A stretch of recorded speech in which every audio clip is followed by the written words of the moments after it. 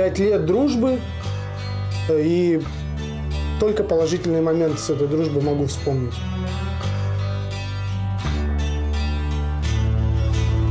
Он увлекался абсолютно всем, но его страстью прям были мотоциклы. Мотоцикл для него это живое существо.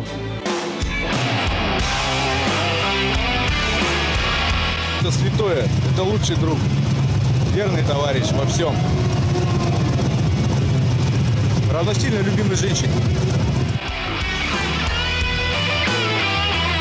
6 лет назад, весна, приобретение первого японского мотоцикла, он ко мне пришел, начиная выезжать потихоньку. Интересно. И на 4-й или на 5-й раз догоняет меня парень, улыбается. Че, говорит, один катаешься? Я говорю, как так?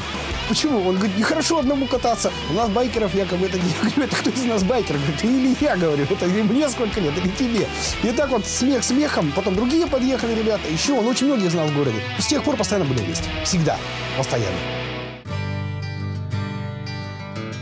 Его же прозвали Бизон, потому что он такой, как Бизон. Самое главное было, что он очень добрый, веселый, несмотря на свою кличку и несмотря на то, что какой он, да, вот с виду строгий, но в душе в нем столько доброты и столько тепла. Наше любимое времяпрепровождение – это была поездка на природу. Лето у нас все было расписано по дням. Он всегда был у нас таким прям путником, что он уезжал на первой машине, разбивал лагерь, заводил огонь, жарил шашлык, мы приезжали, все было готово и очень красиво.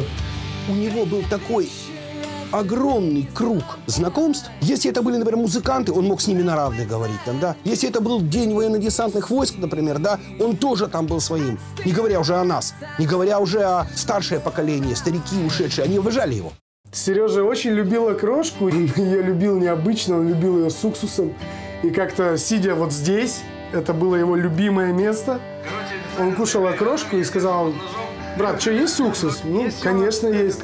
Он нафигачил уксуса, но я не знаю, пол-бутыля, наверное. Сидит, глаза красные. Он говорит, очень вкусно.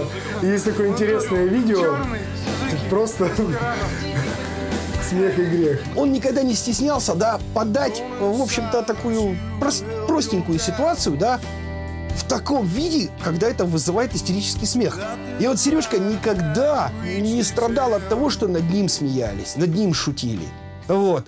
Он спокойно это все переносил. Каким ты запомнил Серегу? Бесконечно позитивным, веселым, улыбчивым,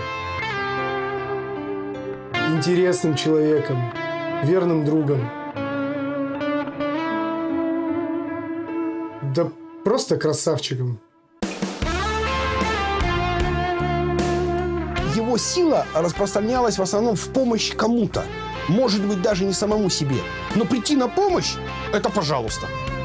Посоветовать – пожалуйста. Что-то кому-то сделать – да всегда. И вот когда то же самое говорили Сереге, видя какие-то тяжелые жизненные ситуации, да, он всегда: я справлюсь сам. Я справлюсь сам. И вот этот контраст очень сильный между тем, что я справлюсь сам, и я всегда любому помогу. Вот это всегда удивляло. Почему? Я многое ему говорил, но сказал бы традиционно, когда мы с ним здоровались и прощались, я бы хотел его обнять,